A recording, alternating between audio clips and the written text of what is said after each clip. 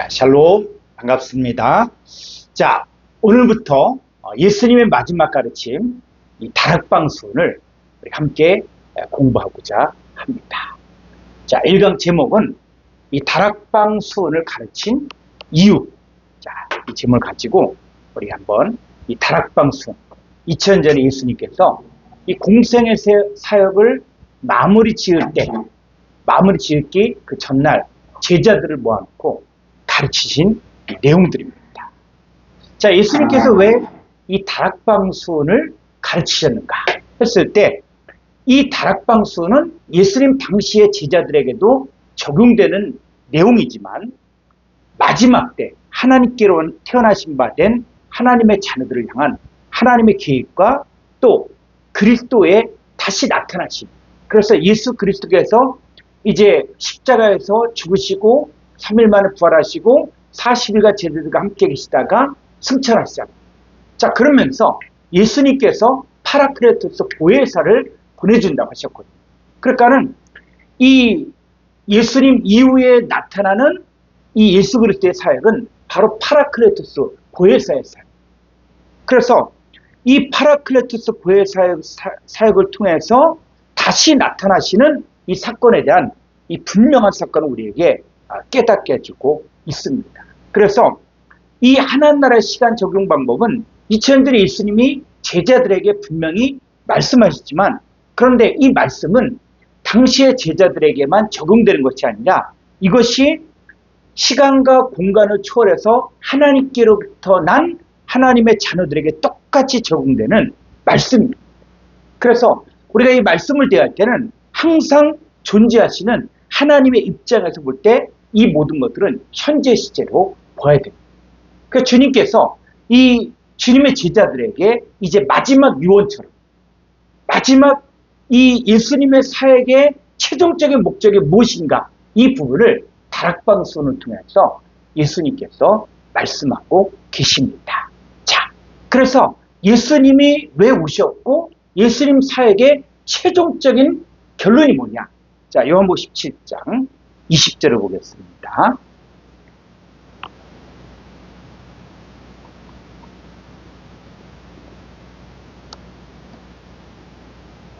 내가 비옵는 것은 이 사람들만 위함이 아니요 또 그들의 말로 말미암아 나를 믿는 사람들도 위함이니. 예, 예수님께서는 바로 이 사람들 제자들만 위함이 아니요 그들의 말로 말미암아 나를 믿는 이 사람들. 그래서 이 다락방수는 이제 예수님 12제자에게만 해당되는 것이 아니라 그것이 그들의 말로 말미암아 믿는 자들 모든 사람에게 적용되는 데요. 자, 21절. 아버지여, 아버지께서 내 안에 내가 아버지 안에 있는 것 같이 그들도 다 하나가 되어 우리 안에 있게 하사 세상으로 아버지께서 나를 보내신 것을 믿게 하옵소서. 내게 주신 영광을 내가 그들에게 주었사오니 이는 우리가 하나가 된 것 같이 그들도 하나가 되게 하려 함이니이다. 그렇죠. 그래서 예수님께서 사역하신 목적은 바로 뭐냐면 바로 예수님이 아버지께 주신 영광을 받았거든요. 그 영광을 이제는 제자들에게 줍니다. 제자들의 말을 통해서 믿는 모든 사람들에게 영광을 줍니다. 그래서 바로 우리가 하나가 된 거죠. 그러니까 아버지 하나님과 예수님이 하나가 된 것 같이 그들도 하나가 되는 거예요. 그래서 요한복음 14장 20절에서 그날에는 너희가 내 안에 내가 너희 안에 아버지께서 너희 안에 있는 것을 너희가 알게 합니다. 자, 하나가 되는 것이 목적인데 자, 23절. 곧 내가 그들 안에 있고 아버지께서 내 안에 계시어 그들로 온전함을 이루어 하나가 되게 하려 함은 아버지께서 나를 보내신 것과 또 나를 사랑하신 같이 그들도 사랑하신 것을 세상으로 알게 하려 함이로소이다. 예, 내가 그들 안에 있고 아버지께서 내 안에 계시어 그들로 온전함을 이루어. 그래서 우리의 신앙생활의 목적은 바로 뭐냐? 온전함. 그래서 왜 우리가 원어 성경까지 보고 또 구약의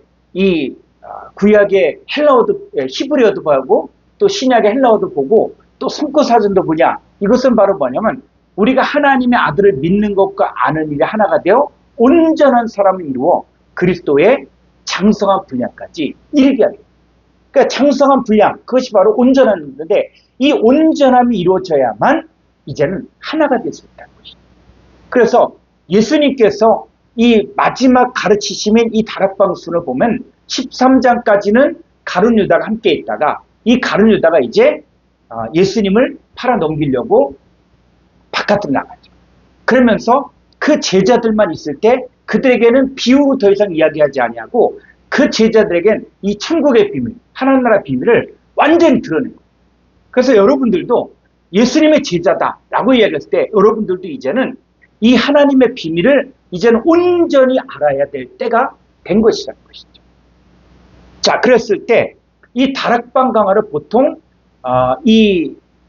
요한복음 14장, 15장, 16장, 17장까지를 이야기하는데 그런데 저는 요한복음 13장까지를 포함시킵니다. 왜냐하면 요한복음 13장까지의 거기는 뭐냐면 가룟 유다가 있다가 그러면서 이 마귀와 사탄이 어떻게 역사하는가를 이야기하면서 예수님이 이 가룟 유다가 떠나간 이후에 영광을 받게 되어지고 그러니까 예수님이 영광을 받기 이전과 이유가 바로 요한복음 13장이라는 것이죠.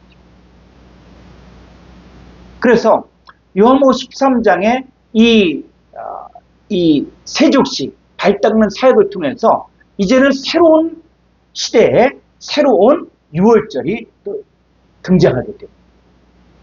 그래서 자 이런 모든 내용들을 이제는 하나하나 차근차근 보도록 하겠습니다. 자, 요한복음 13장 1절 우리 한글 성경 먼저 보겠습니다.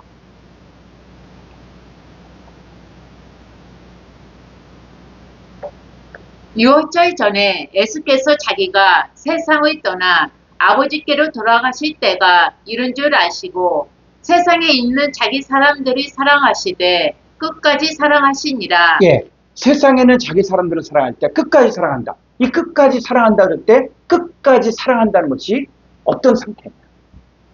자, 그래서 우리가 이제 원어 성경을 지금 이제 보면서 우리가 구체적으로 이 예수님 말씀하신 다락방 수훈의 내용을 우리가 알아봐야 됩니다.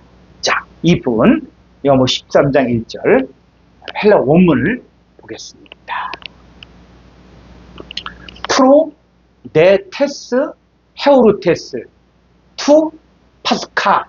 자, 여기까지는 보면은 6월절 전인데 자, 이게 지금 우리가 보는 것이 바로 원어 성경입니다. 이 원어 성경은 무료로 나온 것도 있고 유료로 나온 것도 있고 하는데 자, 이 원어 성경을 보게 되어지면은 이 앞에가 뭐냐면 이 프로란 단어, 이 프로, 네, 테스, 헤오르테스 자, 이렇게 되죠. 그래서 이 우리가 알고 있는 영어 이런 것들은 어디에서 유래가 되냐면 바로 헬라어에서 유래가 됩니다. 그래서 영어를 조금 아는 사람들, 중학생 정도의 영어를 알고 있다라고 한다 그러면 헬라어의 몇 가지 단어, 한 4가지 정도의 단어만 정확히 익히면은 이 헬라어를 읽을 수가 있습니다. 그러니까 1시간 정도만 공부하고 투자하게 되어지면은 여러분들이 헬라어를 읽을 수 있도록 되어져 있어요. 자, 뿐만 아니라 이제는 여기에 문법, 이게 뭐냐면 전, 소 이렇게 되는데 프로가 이건 뭐냐면 전치사 소유격이라는 거예요. 그리고 대는 뭐냐면 이 접속사, 대등 접속사. 그리고 테스는 뭐냐면 관사 소유격 여성 단시. 자, 그래서 이 헬라어 문법이 이제는 헬라어 문법뿐만 아니라 히브리어 창세기까지 전체가 다 문법 분해가 되어져 있습니다. 그러니까 지금까지는 우리가 신학교에 가서 헬라어 문법을 외워야 됐고 히브리어 문법을 외워야 됐고 그러면서 이 발음을 갖다가 이거 공부하는데 굉장히 많은 시간들이 걸려요. 근데 여러분 저와 같이 공부하면서 여러분들이 이제는 아주 짧은 시간에 헬라어나 또 히브리어도 배울 수가 있습니다. 그리고 문법도 무조건 외우는 것이 아니라 문법은 이미 다 문법 분해가 되어져 있어요. 이 되어진 것이 이것을 활용하는 방법만 익히면 되는 것입니다. 그래서 저는 이렇게 설명을 해요. 우리가 만약에 자동차를 탄다라고 했을 때 이 자동차를 타려면 튼튼하고 또 정확하게 배워야 되니까는 이것을 뭐 엔진을 어떻게 만들고 그 다음에 타이어를 어떻게 만들고 원리를 다 배우고 그러면서 만드는 방법 그렇게 하면서 차를 만든다. 그럼 차를 몇 년을 만들 것 같습니까? 10년이면 만들 수 있겠습니까? 20년이면 만들 수 있겠습니까? 여러분 자동차가 이게 쉬운 게 아니에요. 이 자동차를 이렇게 자체적으로 생산한다는 게 이게 세계에 그렇게 많지 않습니다. 자, 그랬을 때 이 차를 내가 운전하기 위해서 내가 차에 대해서 다 배워서 만드는 방법을 다 익혀서 차를 운전한다. 그러면 이것이 언제 될지 10년일지 20년일지 몰라요. 자, 그런데 우리가 어떻게 됩니까? 우리는 운전학원에 가서 사용법을 익히죠. 사용법을 익히면서 그 몇 시간을 이렇게 강의를 듣고 또 요령을 배우고 하다 보면은 어떻게 해요? 잘은 못하지만 자, 운전할 수가 있어요. 운전할 수가. 자, 그런 것처럼 여러분들이 이제는 헬라어나 히브리어를 이 문법을 외우려고 노력하지 말라는 거예요. 그거는 누가 다 해놨냐? 학자들이 다 문법 분해를 해놨습니다. 이 문법 분해에 다 되어진 것들을 여러분들이 이제 활용하는 방법을 익히면 되는 거예요. 그래서 제가 이런 부분에 대해서 제가 그 유튜브 원어SM에 들어가면은 이 헬라 활용 문법이 있거든요. 초급 과정이 있고 중급 과정이 있거든요. 그러니까 여러분들이 이 초급 과정, 중급 과정에 있는 이 내용들만 잘 들으면 강의도 한 6강의 정도, 6시간 정도만 투자하면은 여러분들이 헬라어를 어떻게 읽는지 또 문법은 중요한 문법은 어떻게 적용하는지 알 수가 있습니다. 그리고 조금 더 중급 헬라어 문법은 또 그걸 공부하면은 그 안에서 헬라어가 어떻게 활용되어지고 어떻게 이 성경 공부에 사용되는가 이거는 방법론을 익히면 됩니다. 그러니까 제가 단언컨대 여러분들이 조금만 시간을 내서 헬라어 읽는 훈련을 한다. 그러면 이거는 며칠 안 걸립니다. 읽는 것들이 어렵지 않아요. 그리고 헬라어 활용 문법을 유튜브에서 여러분들이 보시면서 이 헬라어 활용 문법을 어떻게 헬라를 활용하는가 하는 것들을 읽는 방법, 문법 적용하는 거, 그 다음에 이 파싱된 것들을 어떻게 이걸 적용하는가 이런 활용법만 익히면 여러분들이 이 헬라어 문법 없이도 얼마든지 가능한 거예요. 여기에 필요한 것들은 제가 또 이 카톡방에 올려놓을 테니까는 이것들을 여러분들이 시청하면서 여러분들이 이번 기회에 헬라어를 내가 읽는 것들, 그 다음에 문법 분해하는 것들, 이런 것들을 내가 배워야겠다. 이렇게 한번 마음을 먹었으면 좋겠습니다. 자, 이게 보면은 이제 헬라어도 우리가 배우기 좋게 뭐냐면 자, 6월절 있잖아요. 6월절. 6월절이 뭐냐 하면 요 3957번이 요거는 국제 공통번호. 그러니까 이 국제 공통번호는 세계 어느 나라에건 원어를 공부하는 사람들은 미국이건 독일이건 어디건 똑같이 적용돼 있어요. 다 통일돼 있어요. 그러니까는 이 파스칼하는 6월절에 대해서 알고 싶다. 그러면 이 3957번을 찾아가면은 이제는 우리가 사용하는 사전이 두 개거든요. 하나는 스트롱 사전이고 하나는 콩코단 사전이에요. 앞으로 우리가 강의를 공부하면서 여러분들이 이 사전을 계속 보는 방법들을 익히게 될 겁니다. 그러니까 이 사전을 아주 내 거로 만들면 이 원어 성경과 이 성구 사전, 콩코단스하고 또 스트롱 사전만 있으면은 이제는 성경을 연구하는데 전혀 부족합니다. 그 성경이 성경을 푸는 방법입니다. 그래서 여러분들이 이 헬라어 기초 활용 문법은 여러분들이 유튜브에서 원어SM 유튜브에서 여러분들이 찾아서 여러분 보시고 또 교재가 필요하면 제가 또 이렇게 보내드리니까는 그걸 보시면서 헬라어 기초 활용은 여러분들이 배우시기를 바랍니다. 자, 이제 다락방순 자 한글석 요한복음 13장 1절부터 보겠습니다. 유월절 전에 예수께서 자기가 세상을 떠나 아버지께로 돌아가실 때가 이른 줄 아시고 세상에 있는 자기 사람들을 사랑하시되 끝까지 사랑하시니라. 2절. 마귀가 벌써 시몬의 아들 가룟 유다의 마음에 예수를 팔려는 생각을 넣었더니 예, 마귀의 하는 일이 있죠. 마귀는 어떤 역할을 하냐면 바로 가룟 유다의 마음에 예수를 팔려는 생각을 넣는 거예요.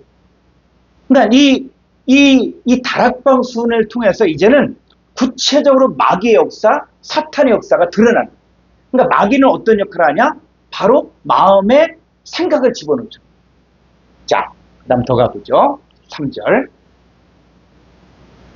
저녁 먹는 중 예수는 아버지께서 모든 것을 자기 손에 맡기신 것과 또 자기가 하나님께로부터 오셨다가 하나님께로 돌아가실 것을 아시고 저녁 잡수시던 자리에서 일어나 겉옷을 벗고 수건을 가져다가 허리에 두르시고 이에 대하여 물을 떠서 제자들의 발을 씻으시고 그 두르신 수건으로 닦기를 시작하여 시몬 베드로에게 이르시되 베드로가 이르되 주여 주께서 내 발을 씻으시나이까. 예수께서 대답하여 이르시되 내가 하는 것을 내가 지금은 알지 못하나 이후에는 알리라. 자, 예수님께서 이 다락방순을 시작하시면서 제자들의 발을 씻겼거든요. 자, 제자들의 발을 씻기는데 이 발을 씻긴다 그래서 오늘날에도 세족식을 많이 하죠. 자, 세족식 왜 합니까? 세족식 왜 합니까? 그러니까 세족식 왜 하냐? 하면은 겸손하기 위해서, 섬기기 위해서. 자, 이렇게인데, 자, 지금 이 제자들도 이 세족식을 하는데 베드로가 뭐라냐? 주여 주께서 내 발을 씻으시나이까? 자, 왜 예수님이 제자들의 발을 씻겼죠? 그냥 단순히 섬기기 위해서입니까? 예수님께서도 내가 하는 것을 내가 지금은 알지 못하나 이후에는 알고. 그러니까 예수님이 제자들의 발을 씻기는 사건은 그냥 단순히 발 씻겨준다, 단순히 겸손하고 섬기기 위해서 발을 씻겼다, 이런 내용들이 아니에요. 자, 그거는 이제 좀 차후에 다루게 될 것이고, 8절. 베드로가 이르되 내 발을 절대로 씻지 못하시리이다. 예수께서 대답하시되 내가 너를 씻어주지 아니하면 내가 나와 상관이 없느니라. 네, 예수님은 내가 너를 씻어주지 아니하면 내가 나와 상관이 없다. 자, 이 상관이 없다는 것들을 그냥 상관이 없다, 이런 차원이 아니라 이게 헬라어에서 뭐냐면 둔깃이 없다는 거예요. 둔깃이 없다는 거예요. 그러니까는 이 발을 씻겨주지 않으면 둔깃을 못 받는다는 거예요. 그래서 이것은 하나님 나라 둔깃과 연관이 있거든요. 자, 더 구체적으로 나중에 계속 하겠습니다. 자, 계속 읽어보죠. 9절. 시몬 베드로가 이르되 주여 내 발뿐 아니라 손과 머리도 씻어 주옵소서. 예수께서 이르시되 이미 목욕한 자는 발밖에 씻을 필요가 없느니라. 온몸이 깨끗하니라. 너희가 깨끗하나 다는 아니니라 하시니 11절. 이는 자기를 팔 자가 누구인지 아심이라. 그러므로 다는 깨끗하지 아니하다 하시니라. 그들의 발을 씻으신 후에 옷을 입으시고 다시 앉아 그들에게 이르시되 내가 너희에게 행한 것을 너희가 아느냐. 13절. 너희가 나를 선생이라 또는 주라 하니 너희 말이 옳도다. 내가 그러하다. 내가 주와 또는 선생이 되어 너희 발을 씻었으니 너희도 서로 발을 씻어주는 것이 옳으니라. 15절. 내가 너희에게 행한 것 같이 너희도 행하게 하려 하여 본을 보였노라. 예, 그래서 예수님이 제자들의 발을 씻기는 것처럼 우리도 제자들의 발을 씻겨야 된다. 그런데 이 발을 씻긴다는 것이 단순히 그냥 제자들의 발을 씻겨준다, 섬긴다, 겸손하게 이런 차원이 아니라 이거는 하나님 나라 이루어가는 데 있어서 이 제자들의 발을 씻김으로 인해서 그 이후에 이제 가룟 유다가 떠나게 되거든요. 그러니까 제자들의 발을 씻김을 통해서 가룟 유다는 예수님을 떠나게 되고 그 다음에 이 제자들은 나머지 11 제자들은 이 하나님 나라의 비밀들을 알게 됩니다. 그래서 이 발 닦는 사건을 통해서 이제는 뭐라 그러냐면 너희가 이것을 알고 행하면 복이 있다. 그러니까 이 세족식이 무엇을 의미하는지, 무엇을 가르쳐주고 있는지 이것들을 정확하게 알면은 복이 있다라고 이야기하고 있습니다. 그래서 이 제자들의 발을 씻기는 사건이 어떤 것인지를 정확히 알아야만 우리가 복을 받을 수 있습니다. 자, 30절 한번 가볼까요? 요한복음 13장 30절. 유다가 그 조각을 받고 곧 나가니 밤이러라. 그가 나간 후에 예수께서 이르시되 지금 인자가 영광을 받았고 하나님도 인자로 말미암아 영광을 받으셨도다. 자, 요한복음 13장 30절을 보면은 가룟 유다가 그 조각을 받고 나갔죠. 언제 나갔습니까? 밤에 나갔죠. 자, 밤에 나갔는데 그 가룟 유다가 나가자마자 뭐라 그래요? 예수께 이르실 때 지금 인자가 영광을 받았다. 그러니까 가룟 유다가 있는 상태에서는 영광을 받을 수 있어요, 없어요? 못 받았다. 자, 그래서 요한복음 7장 39절을 가보죠. 요한복음 7장 39절. 이는 그를 믿는 자 38절부터 38절.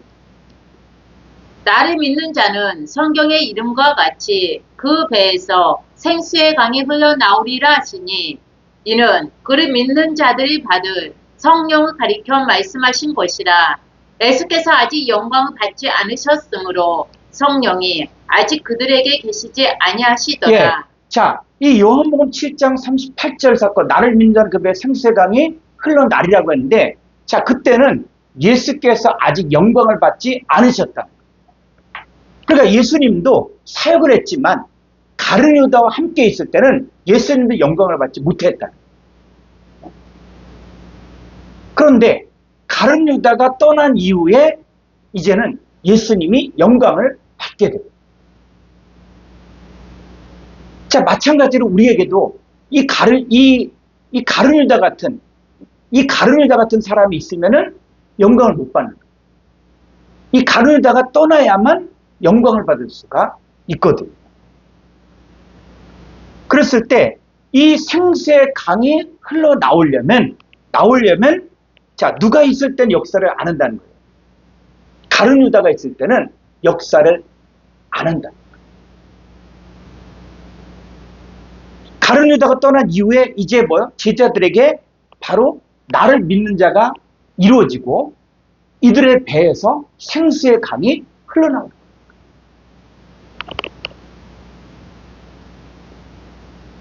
그래서 이 가룟 유다가 있을 때는 영광을 아직 받지 못했는데 이때는 생수의 강이 흘러나지 못하는데 가룟 유다가 떠난 이후에 예수님이 영광을 받으셨습니다. 자, 다시 요한복음 13장 1절 헬라 원문을 가보죠. 자, 프로 데 테스 헤우르테스 투 파스카. 자, 유월절 프로 전에. 자, 유월절 전에라고 했어요. 유월절 전에. 자, 그랬을 때 지금 이 배경이 지금 유월절 전에 이 다락방수원이 이제 시작되는 거예요. 자, 그랬을 때 이 유월절이 뭐냐? 유월절. 자, 유월절은 애굽에서 종살이 하다가 애굽에서 탈출한 날을 이야기하죠. 그래서 유월절에 대해서 정확하게 우리가 알려면 출애굽기 12장 1절을 가봐야 됩니다. 12장 1절.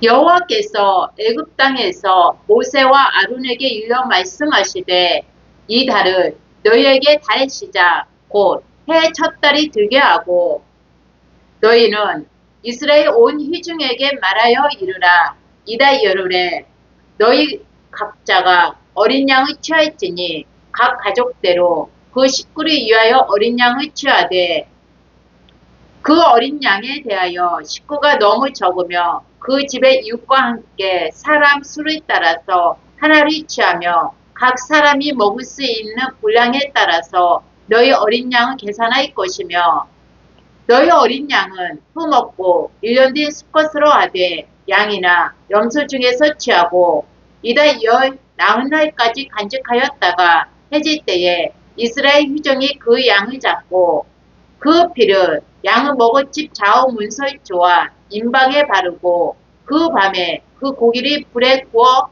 무구병과 쓴 나물과 아울러 먹되. 예. 자, 그래서 6월절을 보면은 자, 이스라엘 백성들이 애굽에서 종살이 하다가 빠져나올 때 마지막 재앙이 장자재앙. 이 장자재앙인데 이 장자재앙을 내리기 전에 이스라엘 백성들에게 살 길을 열어줬는데 바로 그 양을 잡아서 양의 피를 그 임방과 설주에 바르. 자, 그래서 한번 요걸 한번 사진 한번 보도록 하겠습니다.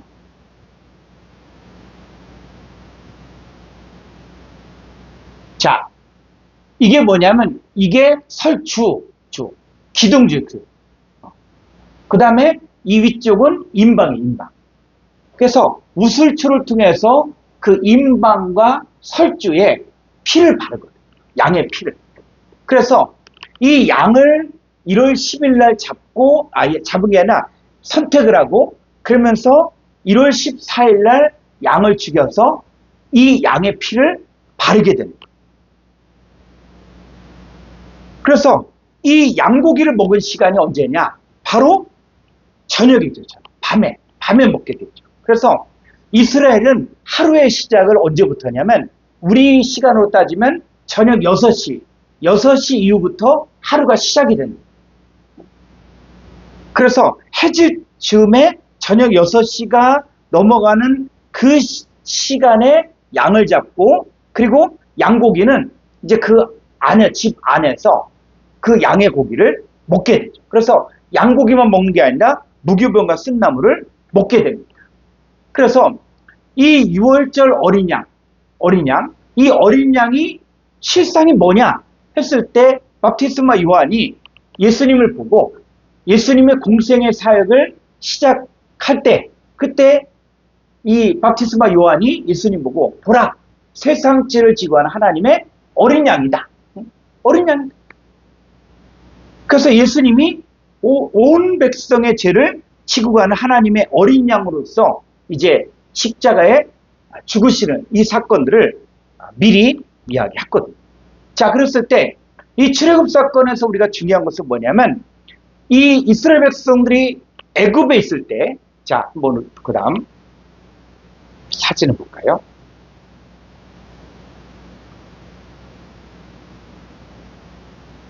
자, 이스라엘 백성들이 여기가 애굽이거든요.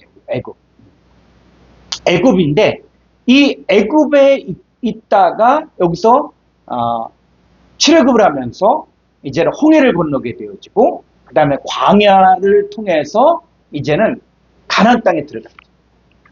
그래서 이스라엘 백성들이 애굽에 있을 때 이 애굽을 이게 뭐냐면 구원의 설계도가 같아요. 그러니까 애굽에 있을 때는 뭐가 똑같냐? 세상에 있는 거와 똑같고 그 다음에 이들이 광야에 나왔을 때 이 광야 교회라고 하거든요. 그래서 우리가 잘못 알고 있는 것들이 뭐냐면 세상에서 교회 오면 그 하나님 나라가 이루어졌다, 구원 받았다 라고 이야기하는데 그게 아니라 광야는 뭐냐? 훈련받는 장소예요. 그래서 고린도서 10장에서 이것이 말세를 만난 너희의 경계를 일으켰거든요. 그러니까 하나님의 백성이 애굽에서 광야로 나왔다고 할지라도 이들이 다 가나안 땅에 들어가는 것이 아니라 이 광야 안에서 어떤 사람은 원망하고 불평하고 우상 숭배하고 주를 시험하다가 멸망당하는 사람도 있거든요. 그런데 우리는 이제는 이 성경을 통해서 그렇게 하지 말라는 거예요. 그래서 오늘날 이 광야 교회 같은 이 교회에서는 이제는 말씀을 통해서 이제는 원망하지 말고 불평하지 말고 우상 숭배하지 말고 이제는 우리가 가야 할 곳이 있다는 거예요. 우리가 가야 할 곳이 어디냐? 바로 가나안 땅이거든요. 그 가나안 땅은 뭘 이야기합니까? 바로 그리스도 예수 안에 있는 사건을 이야기합니다. 그래서 오늘날 교회에서 그냥 교회 오면 무조건 구원받는다 이렇게 가르치지 말고, 교회는 하나님의 말씀을 통해서 훈련받는 장소다. 그리고 이 교회 생활을 통해서 그리스도 예수 안에 들어가 연합되는 사건을까지 가야 된다는 것이죠. 자, 그랬을 때 예수님께서 이 6월절 전에, 자, 6월절 전에 지금 이 다락방순을 시작하거든요. 자, 그랬을 때 이 6월절은 그동안 어떻게 했냐면 양을 잡았죠. 양을 잡았는데, 근데 예수님이 새 언약을 세우면서 하는 새로운 6월절을 또 가르치고 있거든요. 그러니까 이 양의 고기를 먹고 또 이 무교병과 쓴나물을 먹었는데, 예수님은 새로운 6월절이 되어지면 그게 아니라 진짜 먹어야 될 것들이 있다는 거예요. 자, 요한복음 6장 51절입니다.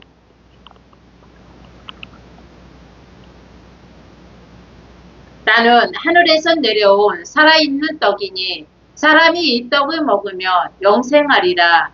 내가 주의 떡은 곧 세상의 생명을 위한 내 살이니라 하시니라. 그러므로 유대인들이 서로 다투어 이르되 이 사람이 어찌 등이 자기 살을 우리에게 주어 먹게 하겠느냐. 예수께서 이르시되 내가 진실로 진실로 너희에게 이르노니 인자의 살을 먹지 아니하고 인자의 피를 마시지 아니하면 너희 속에 생명이 없느니라. 54절. 내 살을 먹고 내 피를 마시는 자는 영생을 가졌고 마지막 날에 내가 그를 다시 살리리니. 예. 자, 인자의 살을 먹고 인자의 피를 마신다. 그러면 인자의 살을 먹는 게 뭡니까? 그러니까 유대인들도 물었거든요. 어떻게 자기 살을 우리에게 먹게 하겠냐? 라고 이야기했고. 그럼 마지막 때를 열어간 데 있어도 이제는 마지막 때 살아가려면 반드시 인자의 살을 먹고 인자의 피를 마셔야 됩니다. 우리가 성경을 그냥 가리킨다, 그냥 신앙생활 열심히 하면 된다, 그러면 끝나는 게 아니라 인자의 살을 먹는 것이 무엇이고 인자의 피를 마시는 것이 무엇인지를 우리가 알아야 돼요. 그걸 알아야만 영생을 얻는 것들을 알 수가 있다. 살아날 수 있다. 그러니까 살아내려면 그 인자의 살과 인자의 피를 먹고 마셔야 된다. 자, 그 부분은 우리가 더 구체적으로 이제 다루게 될 것입니다. 자, 그러면 이 다락방순을 가르친 예수가 누구냐? 다락방순을 가르친 예수가 누구냐? 예수. 우리가 예수하면 2000년전에 오신 예수님, 그 예수님 한 번만 자꾸 생각하고. 근데 예수님은 어느 날 뜬금없이 태어나셔서 예수고 그 다음에 이 사역을 했다. 그게 아니에요. 이스라엘 역사 가운데 그 예수 그리스도의 등장, 예수 그리스도의 등장은 이것은 이미 구약에서부터 예언되어졌던 사건이고 구약에도 역사했다는 거예요. 자, 그랬을 때 그러면 예수가 뭐냐? 예수가. 자, 예수의 이름의 뜻 한번 보도록 하죠. 마태복음 1장 21절. 아들을 낳으리니 이름을 에스라 하라. 이는 그가 자기 백성을 그들의 죄에서 구원할 자이심이라 하니라. 22절. 이 모든 일이 된 것은 주께서 선지자로 하신 말씀을 이루려 하심이니. 예. 우리는 예수를 어떤 예수만 생각하냐면 그 예수는 그냥 2000년전에 그 예수님 한 분만 잡고 생각해요. 근데 예수님의 탄생이, 예수님 무슨 일을 하시냐면 자기 백성을 그들의 죄에서 구원할 자, 그분이 바로 예수거든요. 예수가. 근데 이 모든 일들은 주께서 선지자로 하신 말씀을 이루려 하십니다. 그러니까 그 예수의 탄생에 대해서 구약 성경의 메시아들이, 구약 성경의 수많은 선자들이 말씀한 거예요. 자, 그랬을 때 예수는 어느 날 갑자기 나타나신 분인가? 아니면 역사적으로 언제부터 등장합니까? 자, 이걸 우리가 알려면은 이제 요거 원어 성경을 좀 봐야 됩니다. 자, 마태복음 1장 21절 원어 성경 보죠.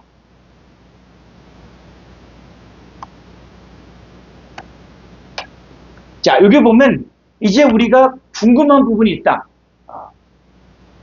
헬라어나 히브리어에서 아주 중요한 부분을 지금 알아야겠다. 그러면 이제 원어 성경을 보게 되어지면, 자, 이게 예수가 있다, 예수.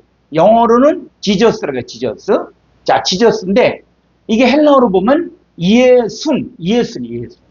그 이것의 원형이 뭐냐면 이에수스. 자, 이에수스가 과연 어느 날 갑자기 나타나신 그분이냐? 아니면 이것이 어떤 역사적으로 구약에서부터 등장한 이름인지 이렇게 보려면은, 자, 요 2424번을 사전을 봐야 됩니다. 자, 헤란 콩고다스 1097쪽. 자, 지금 이 사전이 이 콩고다스 성구사전이거든요.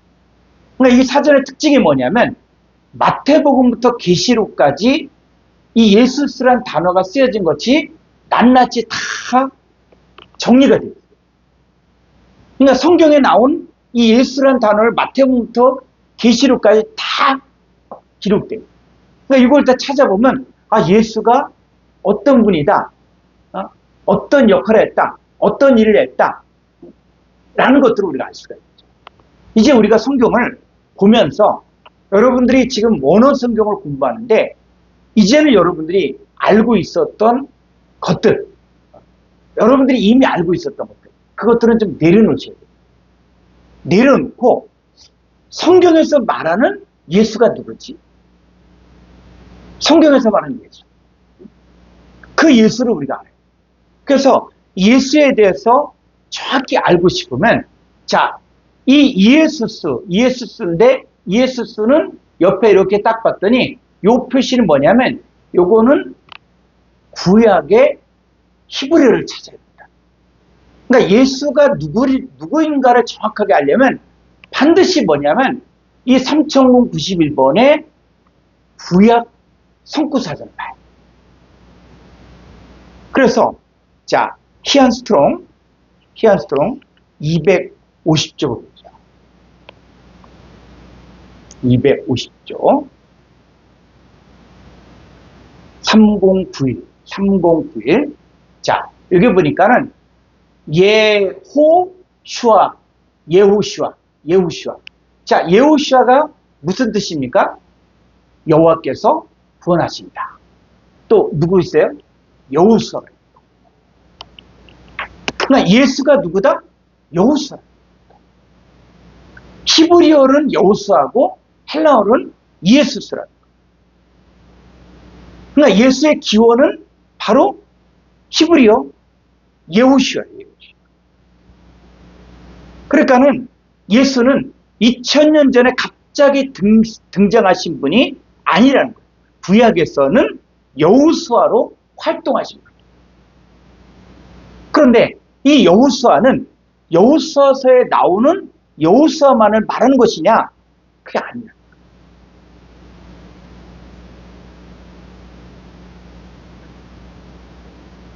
그래서 이 여호수아가 언제부터 모세의 일을 대행했는가? 자, 신명기 34장 9절을 보겠습니다. 신명기 34장 9절. 모세가 눈의 아들 여호수아에게 안수하였으므로 그에게 지혜의 영이 충만하니 이스라엘 자손이 여호와께서 모세에게 명령하신 대로 여호수아의 말이 순종하였더라. 예.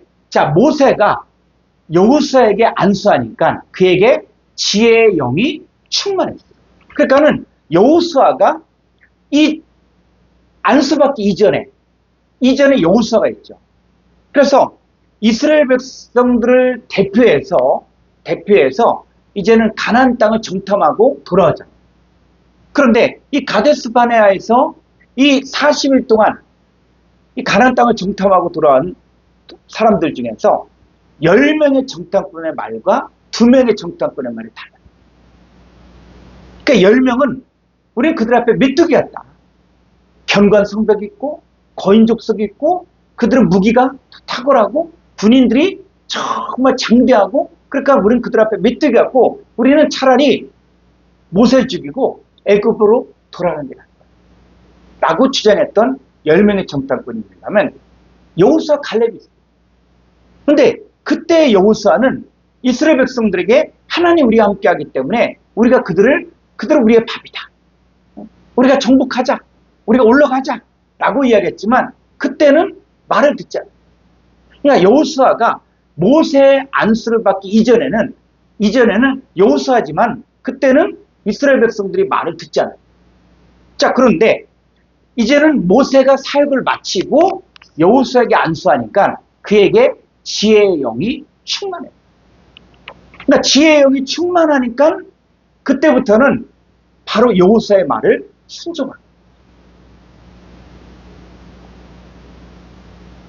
그러면 이 지혜의 영이 여호수아에게만 임했냐? 그게 아니라. 자, 출애굽기 36장 2절을 볼까요?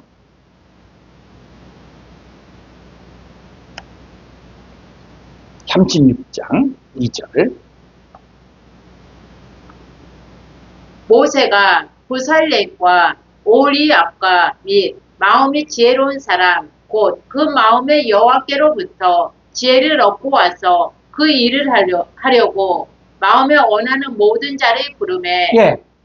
자, 부살렐과 오리압과 이 마음이 지혜로운 사람 곧 그 마음의 여호와께로부터 지혜를 얻고, 이 지혜를 얻고, 그러니까는 성막을 만드는 사람들도 다 하나님께로부터 지혜를 얻는 지혜. 그러니까는 여호수아가 이제는 사역을 하면서 이스라엘 백성들이 순종하려면 반드시 여호수아가 바로 지혜의 영이 충만해요. 자, 그랬을 때 이 지혜가 뭐냐? 지혜. 자, 그래서 신명기 34장 9절 우리 히브리어 원문을 보죠. 신명기 34장 9절. 자, 보니까는 요 지혜의 신이 바로 뭐냐면 루아흐 호크마, 지혜의 영이에요. 자, 그랬을 때 요 지혜가 뭐냐, 호크마가 뭐냐면 2451번. 이제 여러분들이 궁금한 내용이 있으면 반드시 국제공통번호를 보고 사전을 보셔야 돼요. 이런 훈련들이 지속적으로 이루어지면 나중에는 이 선코사들을 아주 자유자재로 운용할 수 있는 거예요. 우리가 초보 운전 때도 초보 운전자도 운전할 수 있어요. 그러나 아주 능숙한 사람이 되어지면 그때는 어떻게 해요? 활용하는 것들이 더 늘어나죠. 마찬가지로 성구사전도 이제 여러분들이 성구사전을 활용하는 방법을 얼만큼 능숙하게 만드냐에 따라서 그 깊이와 넓이와 높이가 달라져요. 자, 그랬을 때 이 지혜의 영이라고 할 때, 이 지혜의 영일 때 지혜가 뭐냐 했을 때 2451번에 호크마라는 거예요. 그래서 자, 지혜를 한번 좀 찾아보죠. 히안 스트롱 198점.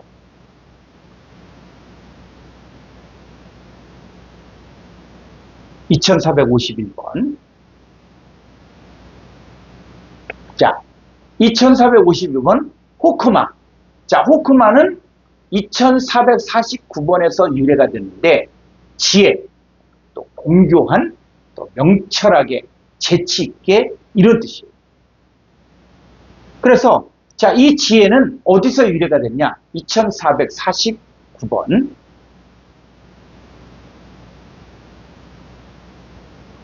자,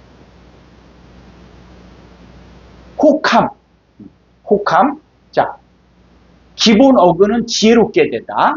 정신, 말 또는 행동에서. 그리고 또 지혜를 가르치다. 자, 이런 뜻이에요. 그래서 이 성경에서 말하는 이 지혜. 이 지혜가 뭐냐? 이제는 성경 안에 들어가서 이 성경에서 말한 지혜를 찾아야 돼요. 그러니까 성경에 지혜가 나왔다. 너희 중에 누구든지 지혜가 부족하거든 모든 사람에게 후회 주시고 꾸짖지 아니하시사 하나님께 구하라. 그러니까 이 지혜를 어떤 지혜를 자꾸 생각합니까? 사람들은 자꾸 사람의 지혜, 공부 잘하는 지혜, 돈 잘 버는 지혜 이렇게 이야기해요. 근데 그게 아니라 지혜가 뭐냐니. 그래서 우리가 여러분들이 알고 있었던 지금까지의 고정관념을 좀 내려놓고 이제 성경 안에 들어가서 성경에서 말하는 지혜, 이 지혜가 뭘 말하는지를 정확하게 알아야만 이제 성경을 통한 의사소통이 이루어질 수가 있는 거예요. 자, 그랬을 때 성경에서 말하는 지혜가 뭐냐? 자, 잠언서 3장 13절을 보죠. 잠언서 3장 13절. 지혜를 얻은 자와 명철을 얻은 자는 복이 있나니 이는 지혜를 얻는 것이 은을 얻는 것보다 낫고 그 이익이 정금보다 나음이니라. 네, 지혜를 얻은 자, 지혜를 얻는 것. 이게 은을 얻는 것보다 낫고 그 이익이 정금보다 낫다. 자, 그래서 문맥을 통해서 이제 보라는 거예요. 우리가 생각하는 지혜가 있는데 성경에서 말한 지혜, 이거를 성경 속에 들어가서 성경 문장 안에서 이 지혜가 뭘 말하는지를 보라는 거예요. 그래서 자, 15절 지혜는 진주보다 귀하니 내가 사모하는 모든 것으로도 이에 비교할 수 없도다. 16절 그의 네, 오른손에는 그 애가 뭐예요? 지혜의, 그죠? 지혜의 오른손에는 장수가 있고 지혜의 인손에는 부귀가 있나니. 그렇죠. 그러니까는 이 성경은 지혜를 통해서 뭐라고? 지혜의 오른손이 있는데 이거는 장수가 있고 지혜의 왼손에는 투기가 있다. 그래서 이 지혜가 이제 어디까지 확장되는가? 자, 17절. 그 길은 즐거운 길이요 그의 지름길은 다 평강이니라. 18절.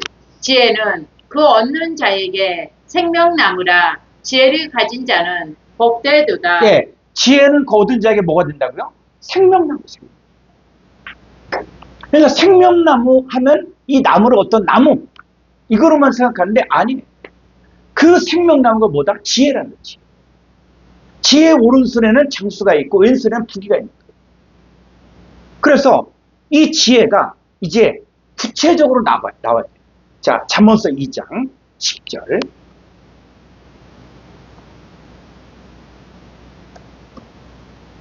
곧 지혜가 내 마음에 들어가면 지식이 내 영혼을 즐겁게 할 것이요. 네, 지혜가 마음에 들어가는 거예요. 지혜가 마음에 들어가는 거예요. 그러니까 지혜가 마음에 들어간다는 얘기는 또 생명나무가 마음에 들어간다. 그러면 지혜가 뭐냐? 지혜가. 근데 막연히 어떤 지혜, 호코마, 히브리어를 조금 배웠으니까 호코마다, 지혜가 호코마다 이렇게 끝날 겁니까? 자, 이 지혜가 뭐냐? 자, 고린도전서 1장 24절을 보겠습니다. 오직 부르심을 받은 자들에게는 유대인이나 헬라인이나 그리스도는 하나님의 능력이요 하나님의 지혜니라. 네, 그리스도가 뭐라고요? 그리스도가 하나님의 능력이요 하나님의 지혜라는 거예요. 그러면 이 지혜는 누굴 이야기하는 겁니까? 그리스도를 이야기합니다. 그리스도를 이야기합니다. 그래서 이 잠언서의 내용을 보면서 이 지혜가 나왔다. 그럼 공부 잘하는 지혜, 또 돈 잘 버는 지혜, 머리가 똑똑한 지혜 이렇게 생각하지 말고 이 지혜가 누구냐? 바로 하나님의 지혜이신 그리스도를 이야기하는 겁니다. 그래서 잠언서 2장 10절에서 지혜가 내 마음에 들어가면 누가 들어갑니까? 그리스도가. 이 지혜가 또 뭐라고요? 생명입니다.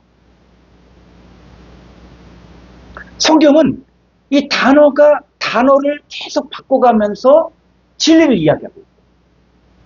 이 단어가 바뀌어진 것들을 알면은, 아, 이게 이렇게 표현하고 있구나 하는 것들을 아는데, 이 단어가 바뀌어졌다고 해서 내용조차 다 바꿨다라고 이야기하니까 성경이 연결이 안 돼요.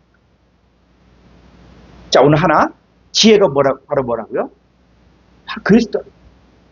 그리스도가 바로 하나님의 지혜라는 거지. 그래서 잠언서 14장 30절,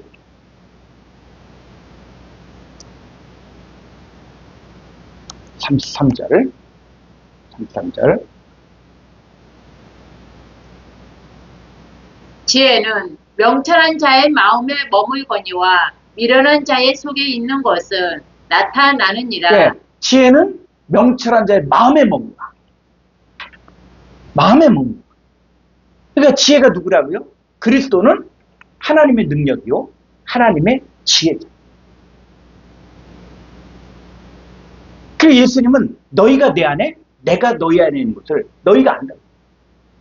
그러니까 이 지혜는 명철한 자의 마음, 그리스도는 명철한 자의 마음에 머무는 거예요. 속에 거하는 거예요. 근데 미련한 자의 속에 있는 것은 나타나. 저 미련한 자 속에 누가 있습니까? 미련한 자는 이 하나님의 지혜인 그리스도가 없으니까 이 미련한 자의 마음에 누가 있어요? 그 속에 마귀 사탄. 그러니까 요한복음 8장 44절에서 이 예수님이 서기관 바리새인들을 향해서 너희 아비는 마귀다. 너희는 너희 아비 마귀다. 그러니까는 이 바리새인들 속에 누가 있었다고요? 마귀가 있다는 거예요. 예수님을 팔아넘겼던 가룟자 속에 누가 들어갔어요? 마귀가 예수를 팔려는 생각을 채워넣죠. 그리고 그 안에서 사탄이 이제는 구체적으로 일들을 하죠. 그래서 이 지혜, 그리스도는 명철한 자의 마음에 머문다.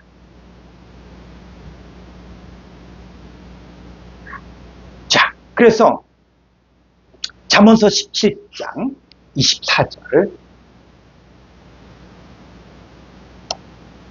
지혜는 명철한 자 앞에 있거늘 미련한 자는 눈을 땅 끝에 두느니라. 네, 지혜는 명철한 자의 앞에 있다. 자, 지혜는 명철한 자의 앞에 있다. 앞에 있다는 게 뭡니까? 앞에 있다. 그러니까 지혜가 명철한 자 앞에 있다. 그러니까 그리스도가 앞에 있다. 그 얘기입니까?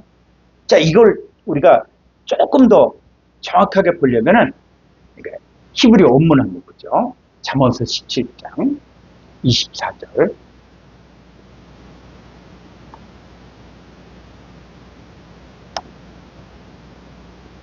자, 이 앞에 있다라고 얘기할 때 영어 성경 is before 앞에 있다.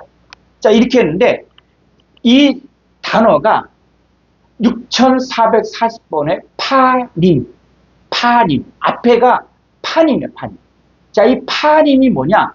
6440번. 자, 히언스트롱 525쪽.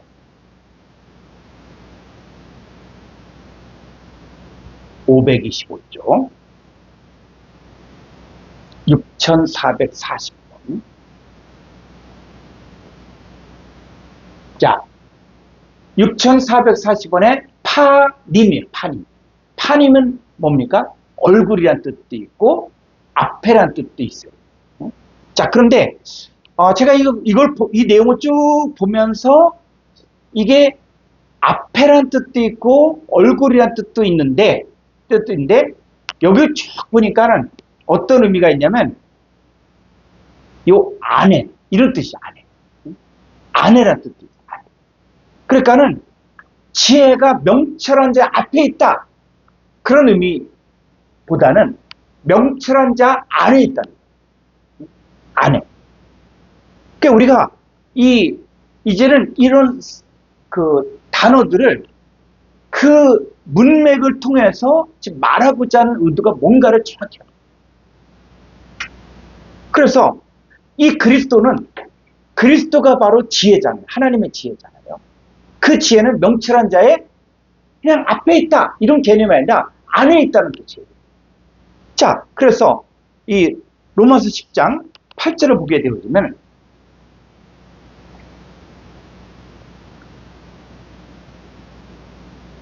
그러면 무엇을 말하느냐? 말씀이 내게 가까워 내 입에 있으며 내 마음에 있다 하였으니 곧 우리가 전파하는 믿음의 말씀이라. 네, 이 말씀이 뭐냐 했을 때 이 말씀이 바로 요한복음 1장 1절에서 태초에 말씀에 계신다. 이 말씀이 하나님과 함께 계셨으니 이 말씀은 곧 하나님이십니다.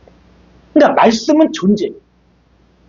영원히 존재하신 하나님 아들 호로고스, 그분은 하나님이십니다. 그래서 이 호로고스가 또 어디하고 연결됩니까? 호로고스가 바로 예수 그리스도죠. 예수 그리스도가 바로 지혜가 되지. 그래서 지혜는 그 얻은 자에게 생명을 주죠. 그러니까 예수님 뭡니까? 생명.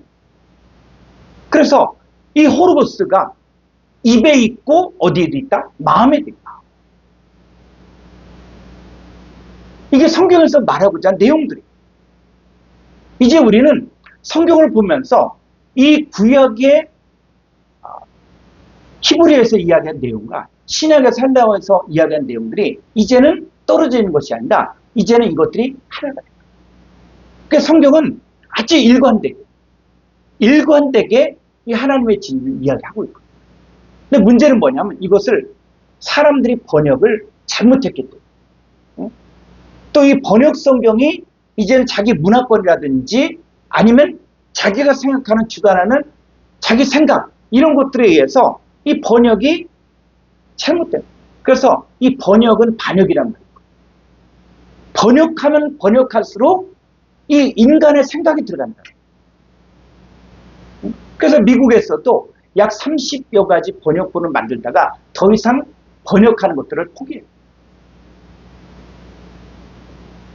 물론 지금도 개인적으로 성경을 이렇게 번역을 하고 뭐 하는데 그거는 어떻게 보면은 원래 성경이 말하고자 한 내용들을 이게 곁길로 가는 게 너무 많아요. 이렇게 로마서에 보니까 여자가 여자를 또 남자가 남자를 음욕이 부리뜨려 한다. 이걸 가지고 동성애다. 그리고 그 내용은 그겁니까? 그런 차원의 이야기를 하는 거예요. 물론 동성애가 죄죠. 그런데 성경에서 말하고자 하는 것들은 여자가 여자로 덮고 또 남자가 남자로 덮어 음욕이 부리뜨려 한다. 라고 얘기했고 이거는 동성애 차원의 이야기를 합니다. 그리고 제가 오너의 삶을 통해서 여러 내용들을 갖다가 뭐 컬럼이라든지 아니면 오늘 10분 언어 성경이라든지 이런 내용들을 통해서 그런 부분들은 다 이렇게 풀어나가고 이렇게 성경은 하나님의 계획, 하나님의 뜻, 하나님이 이루시고자 하는 내용 이것들을 인간에 가르쳐주는 거예요.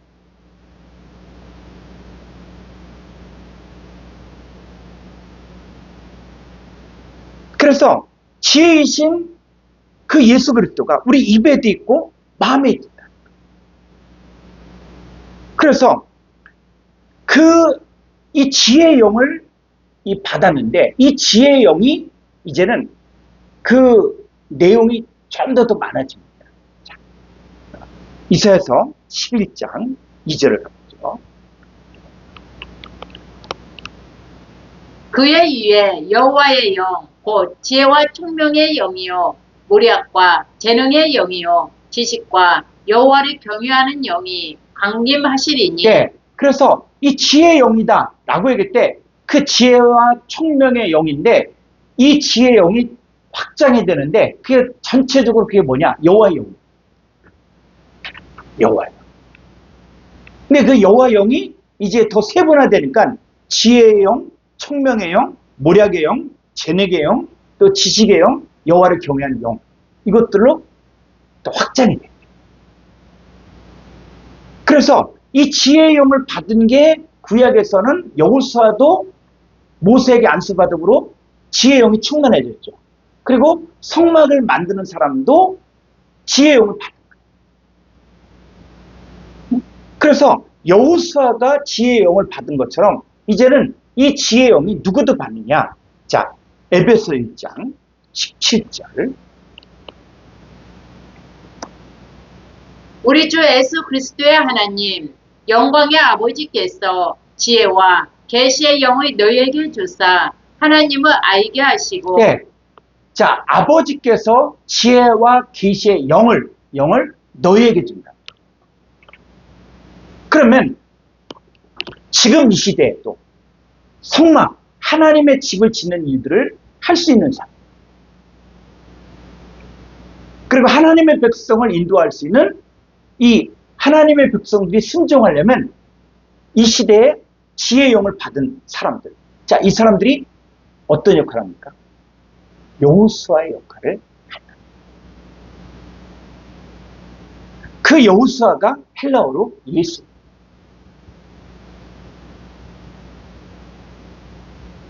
그러니까 성막, 즉 하나님의 집을 짓는 일들을 할 수 있는 사람들은 어떤 사람들만이 할 수가 있냐? 지혜의 영을 충만히 받은 사람만이 할 수가 있는. 그러면 지혜와 총명의 영을 누가 받느냐? 너희가 받는다. 그러니까 우리가 이 시대에 누구냐? 자, 갈라디아서 4장 6절. 너희가 아들이므로 하나님이 그 아들의 영을 우리 마음 가운데 보내사 아빠 아버지라 부르게 하셨느니라. 예, 하나님이 그 아들의 영을 우리 마음 가운데 보냈죠. 그 아들의 영이 바로 여호와의 영이고 그 여호와의 영이 지혜의 영과 총명의 영과 모략과 재능의 영과 영원을 경외하는 영. 그러니까 지혜의 영을 우리 마음 가운데 보내서 이걸 받아들인 사람들은 하나님을 아빠, 아버지라 부르게 돼요. 그러면 그 사람의 신분이 이제는 바뀌어지는데 7절. 그러므로 내가 이후로는 종이 아니요 아들이니 아들이면 하나님으로 말미암아 유업을 받을 자니라. 예. 그래서 이 아들의 영을 받은 사람들은 누구냐? 바로 이제는 아들이 아들. 어떤 아들? 하나님의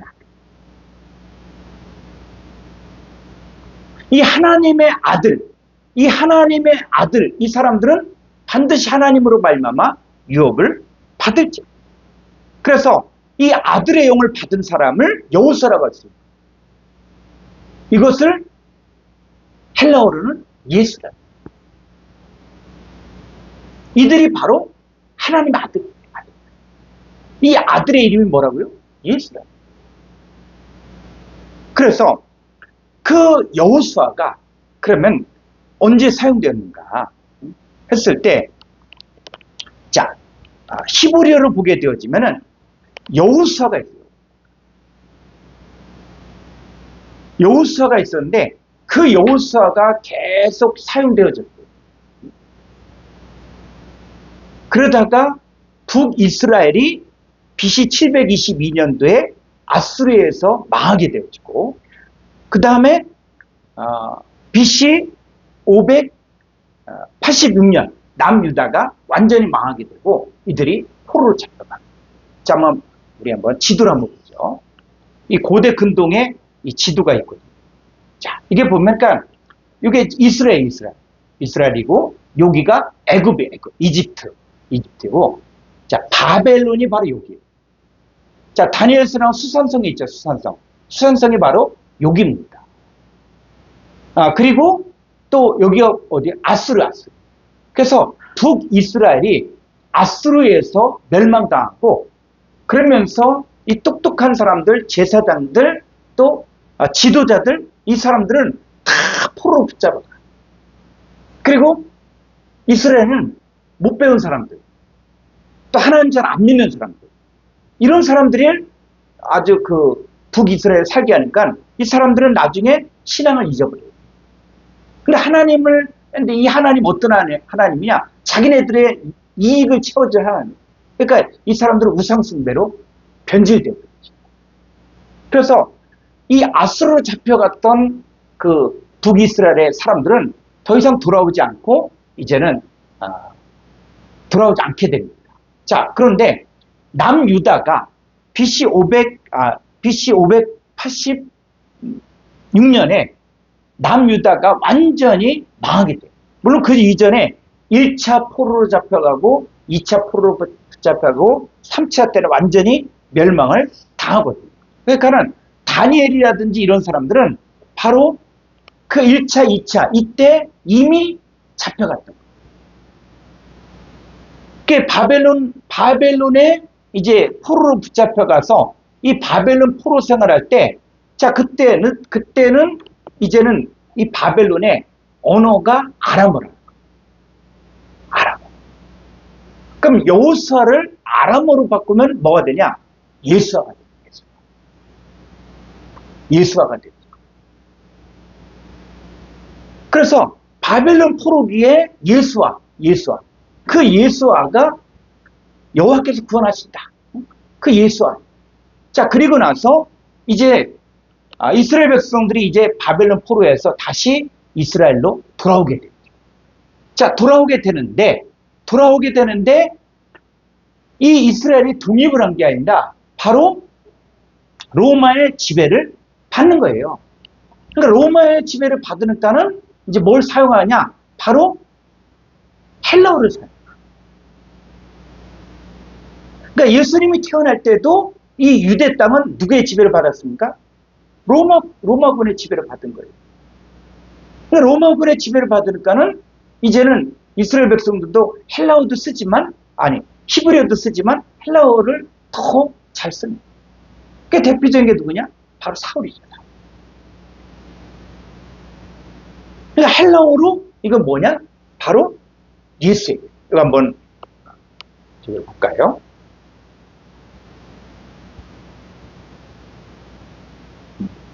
그래서 히브리어는 예호슈아. 자, 이게 바벨론 포로기 때는 이게 아람어로 뭐냐면 예수아. 그 다음에 이 그리스도의 이 헬라어로는 뭐냐면 이게 바로 예수스예요. 그러니까는 여호수아나 예수스는 이게 히브리어냐 아니면 아람어냐 아니면 헬라어냐 그것만 다를 뿐이지 내용은 똑같다. 내용. 그래서 사람들이 사울이 바울이 됐다. 그래서 마치 이름을 바꾼 것처럼 이야기하는데 그게 아니라 이 히브리어로 사울로스. 사울이에요, 사울. 헬라어로 뭐다? 바울.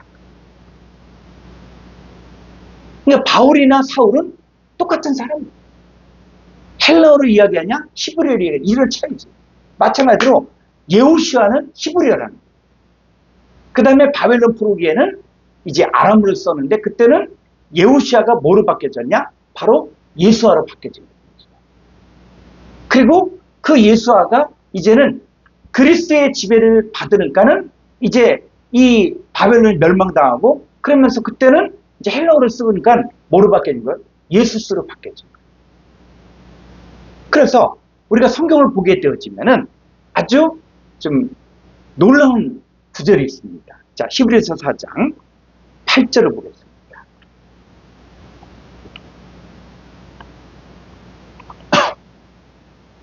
만일 여호수아가 그들에게 안식을 주었더라면 그 후에 다른 나라에 말씀하지 아니하셨으리라. 네. 자, 한글 성경만 보면 여호수아가 그들에게 안식을 주었더라면 그 후에 다른 나라를 말씀하지 아니하셨으리라. 그러면 이것에 대해서 누가 뭐 더 이상 토를 달 사람이 없어요. 그런데 그 여호수아가 이게 헬라 원문을 보게 되어지면 이게 또 달라져. 헬라 원문을 보죠.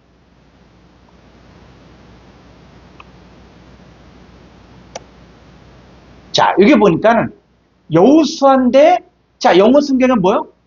지저스야, 지저스. 지저스야. 자, 헬라어로 보니까는 예수스. 여러분 잘 보십시오. 이게 여호수아입니까? 예수스입니까? 그런데 이게 맞는 거예요, 또. 이게 히브리어로 예호슈아가냐, 아니면 헬라어로 예수냐. 자, 그러니까 보니까 여기 뭐예요? 예수스야. 헬라 원문에는 예수스예요, 예수스. 근데 예수스인데 한글 성경에서 어떻게 해요? 문맥을 보니까 이거는 여호수아지. 그러니까 이거는 이 한글 성경은 뭐냐? 이 여호수아와 예수가 같은 분이라는 걸 잘 몰랐던 거예요. 그러니까 영어 성경에서도 킹제임스 버전에서 지저스라고 되어 있는데 이게 무슨 지저스냐 이거는 영어 성경이 잘못됐다 이런 생각으로 여호수아라고 합니다. 그런데 그 여호수아가 누구다? 예수라.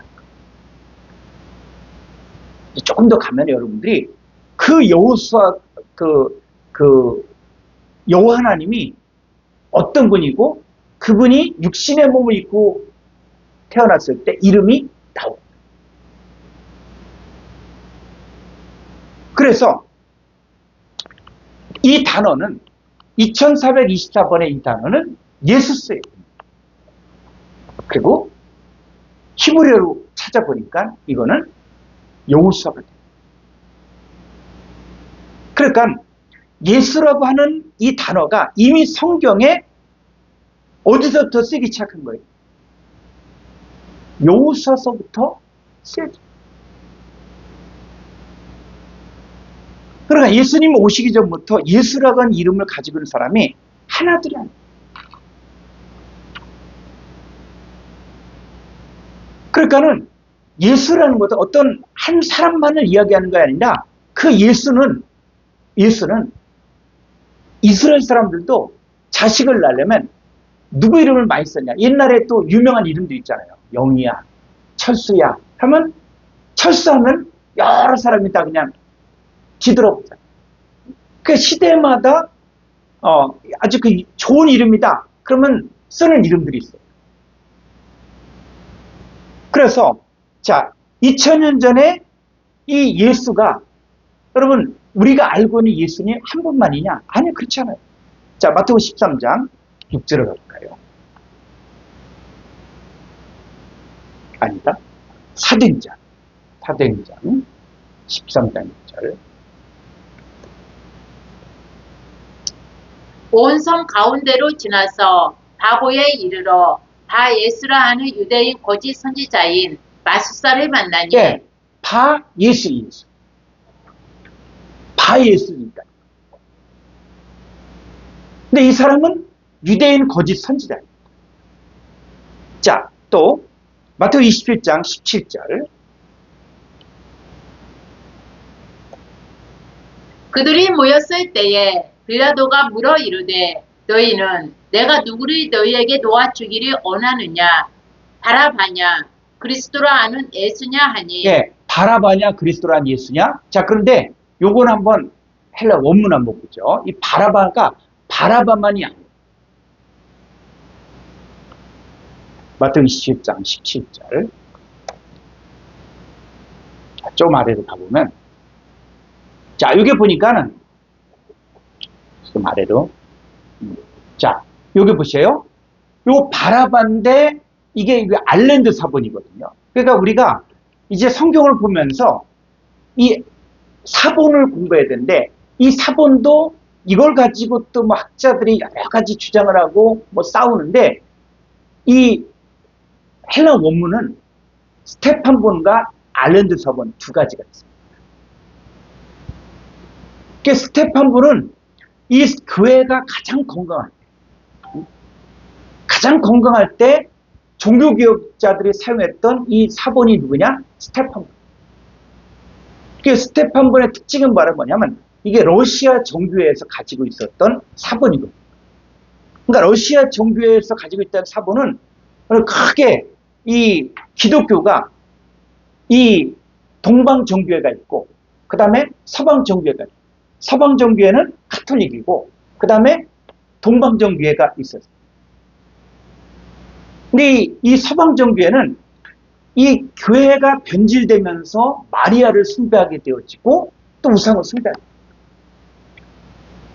그러니까 형상을 만드는 거 이런 부분 때문에 이제 큰 다툼이 나서 이제 서방 정교와 동방 정교가 나눠지게 되거든요. 그러니까 이 동방 정교에서 가지고 있었던 사본이 바로 스테판본이에요.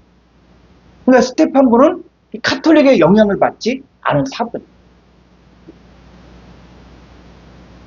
그래서 이 스테판본이 있고 그 다음에 이 알랜드 사본은 뭐냐면 커트 알랜드라는 사람을 신학자를 중심으로 해서 지금까지 나온 사본을 약 4,000가지 사본을 전부 연구를 해갖고 거기서 다 취합해서 이 하나의 완성된 사본을 만들어요. 그래서 이 커트 알렌드를 중심으로 한 이 사본을 만드는 그게 바로 알렌드 사본. 그래서 어떤 사람은 알렌드 사본이 더 낫다, 또 스테판불이 더 낫다, 뭐 이렇게 싸우는데 싸울 필요가 없어요. 요 두 가지 사본을 서로 비교해서 보면은 이제는 완벽하게 하나님의 뜻을 알 수가 있다는 것이죠.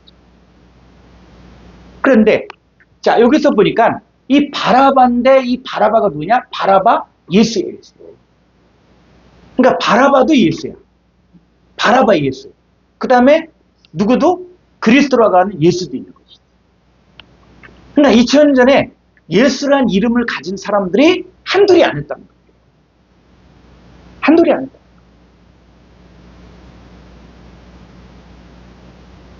그래서 아들을 낳았다. 그러면 자 이스라엘 백성들이 아들을 낳았다. 그러면 이 아들을 어떤 이름을 짓기를 좋아했냐? 하니까는 그들은 계속적으로 이방 민족에 의해서 압제를 당했잖아요. 그러니까 그들의 소망은 뭐냐면 우리를 이 이방인의 압제에서 해방시키는 구원자. 그래서 그 구원자 이름보다 예수라는 이름. 그러니까 2000년 전에도 예수라는 이름은 수도 없이 많은 거예요. 그러니까는 이게 또 뭐 막 세상 뭐 자유주의 신학자라든지 뭐 이런 사람들이 예수의 성을 가진 사람들이 있다. 예수 마을이 있다. 응? 그리고 심지어는 또 예수님은 십자가에 죽지 않고 예수님 동생이 죽었다. 그리고 예수님 나가서 뭐 결혼했다. 뭐 이런 얘기가 나오잖아요. 이런 오해가 이렇게 생각이 드는 것들은 뭐냐면 예수란 사람들은 많이 있었던 거예요. 응? 그러니까 이 사람들이 결혼도 하고 이 사람들이 또 뭐 가족도 이루고 한 거예요. 자 그러다 보니까는 어떤 책이 나왔었냐면 인도로 간 예수. 아마 이게 몇 년 전에 이렇게 나와서 또 사람들이 또 많은 관심을 갖기도 했는데 이 인도로 간 예수가 뭐냐? 이게 보니까 이걸 쓴 사람이 누구냐면 19세기 말 러시아 저술가 니콜라이 노토비치라는 이 사람이 이 라다크의 헤미스 사원에서 예수의 인도 행적을 담은 고문서를 발견했다라고 하면서 이 사람이 이제 소설을 쓴 거예요. 소설. 이 사람 뭐라 그러냐면 성경을 보니까는 12살까지 나오고 30세 이전은 비어있지 않냐 하면서 12세부터 30세까지 이 성경에 예수가 나오지 않는데 그때 예수란 사람이 이 상인단을 따라 인도로 건너가 불교와 힌두교의 가르침 배우고 이사라는 이름으로 활동했다. 그러면서 거기서 배운 요가를 통해서 그 요가를 통해서 막 병 고치고 그러잖아요. 그렇게 했다. 또 심지어는 이 사람이 또 뭘 주장했냐면 이 카슈미르 생애설이라서 십자가에서 죽지 않고 기절했다가 회복한 뒤 인도 카슈미르 시리가로 가서 거기서 생을 마치고 거기 무덤에 창사됐다. 이렇게 소설을 쓴 거예요. 그런데 이걸 가지고 이제 또 사람들이 관심을 가지니까는 실질적으로 이제는 동양학의 권위자 이 맥스 밀러라는 교수가 헤미스 사원에 이제 직접 물어봤어요. 노트비츠가 방문한 적이 있냐? 그런 고문서가 있냐? 근데 전혀 없다는 거예요. 전혀 없다. 그러면 실질적으로 또 아치볼드 더글라스라는 이 교수가 직접 또 헤미스 사원을 찾아가서 그걸 만났어요. 거기 사원의 책임자를 만났고 근데 보니까는 노트비치가 거짓말했다. 그리고 노트비치 자신도 또 그거는 좀 상상력을 동원해서 쓴 것이다. 자 여러분 예수란 이름을 가진 사람들은 2000년 전에 수없이 많아요. 그 이전에도 예수란 이름이 많았다. 만약에 그런 이름이 없이 예수가 나왔다. 저희 백성의 죄를 구원할자다. 라고 했으면 아마 사람들이 긴장했을 거예요. 근데 그 당시 때 예수라는 이름을 가진 사람들이 예수님 시대만 해도 바라바 예수가 있고 바 예수가 있고 해서 예수라는 이름이 아주 굉장히 많아요. 굉장히 많으니까는 예수님이 저희 백성의 죄를 구원하지 않다라고 해도 사람들은 관심 없어요.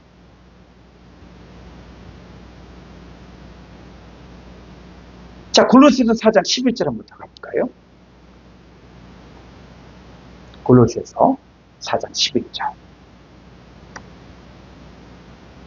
유스도라 하는 예수도 너희에게 문안하느니라. 그들은 할레파이나 이데마는 하나님의 나라를 위하여 함께 역사하는 자들이니 이런 사람들이 나의 이루가 되었느니라. 네, 유스도라는 예수가 있어요. 유스도라는 예수가 또 있어요. 그러니까 예수님 당시에도 예수라는 이름을 가진 사람들은 수도 없이 많아요.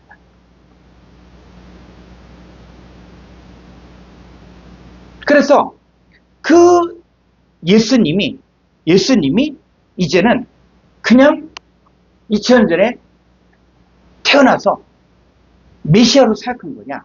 그게 아니다. 그래서 예수님이 누구냐? 누구인데 그분이 육신의 몸을 입고 오셨냐? 했을 때, 자, 계시록 22장 13절을 보죠. 나는 알파와 오메가요 처음과 마지막이요 시작과 마침이라. 네, 이 부활하신 예수님이 바로 나는이거든요. 나는. 그 예수님이 뭐라 그래요? 알파 오메가요 처음과 마지막이요 시작과 마침이라. 예수님. 자, 계시록 1장 8절. 주 하나님이 이르시되 나는 알파와 오메가라. 이제도 있고 전에도 있었고 장차 오일 자요 전능한 자라 하시더라. 이 주 하나님이 누구냐? 부활하신 예수님입니다. 죽음의 권세를 깨뜨리고 부활하신 그 예수님이 사도 요한에게 말하는. 그래서 예수님 본질이 어떤 분이냐? 알파 오메가요. 이제도 있었고 전에도 있었고 장차 올 자요 전능한 자. 난 시작과 끝이다. 근데 이분이 누구라고요? 이분이 구약 성경을 보니까 이사야 44장 6절. 이스라엘의 왕인 여호와 이스라엘의 구원자인 만군의 여호와가 이같이 말하노라. 나는 처음이요 나는 마지막이라. 나 이외에 다른 신이 없느니라. 네. 그 여호와 하나님이 뭐라고요? 처음이요 마지막입니다. 그러니까 예수님은 어떤 분입니까? 여호와 하나님이 육신의 몸을 입고 태어나신 분이 바로 예수다. 그 예수가 바로 저희 백성의 죄를 건지는 역할을 하는 거죠. 그래서 인간 세계에 이 징조와 표적이 있죠. 그러니까 사람들이 어떤 표적이냐, 어떤 징조냐라고 이야기하는데 성경에서 말하는 가장 큰 징조, 표적이 뭐냐? 자, 이사야서 7장 14절 가보죠.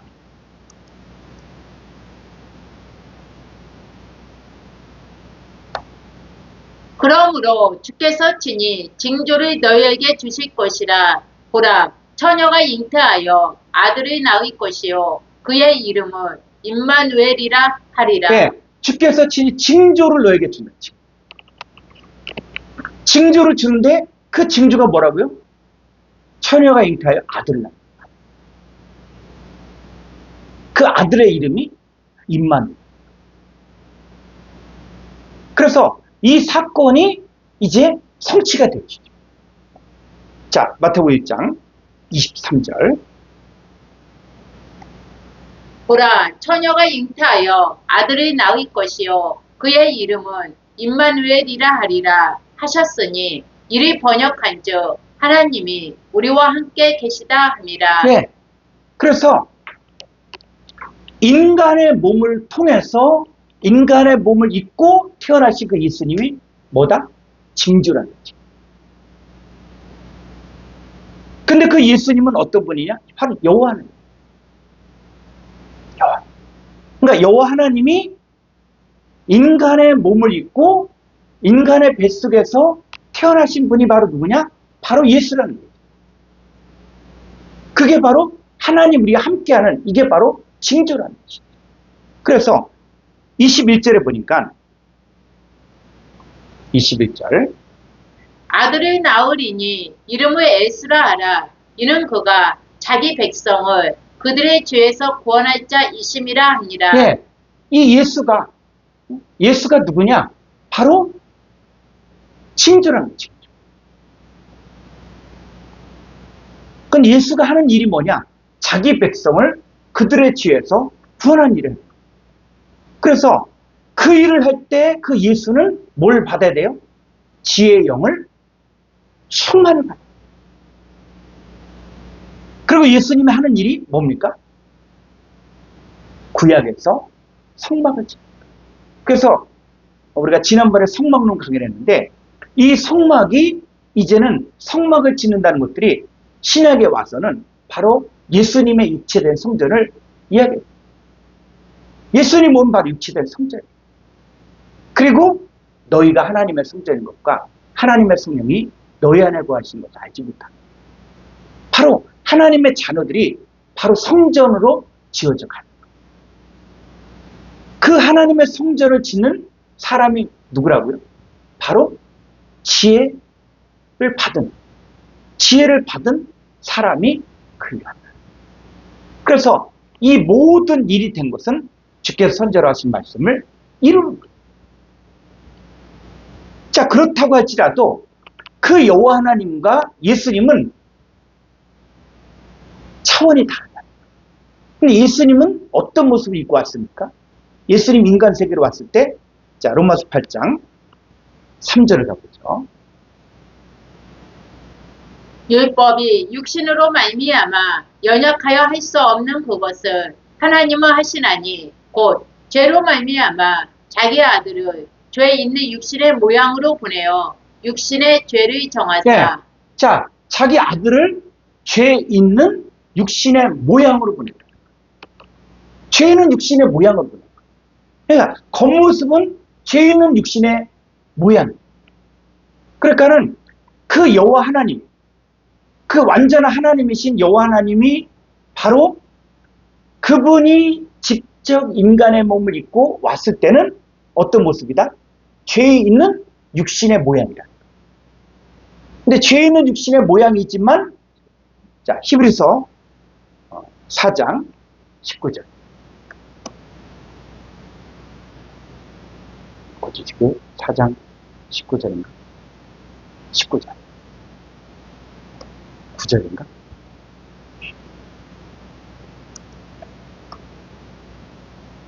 자, 여기 있는 거. 나중에 찾아서. 자, 그래서 그분은 겉으로는 죄 있는 육신의 모양이지만 속에는 뭐가 없다? 죄가 없다. 죄가 없다. 그러니까 예수님은 겉모습은 죄 있는 육신의 모양이에요.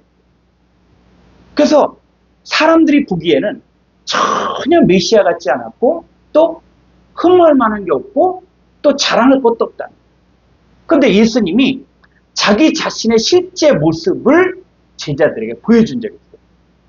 그게 바로 마태복음 17장에서 변화산 사건이에요. 마태복음 17장 1절을 볼게요.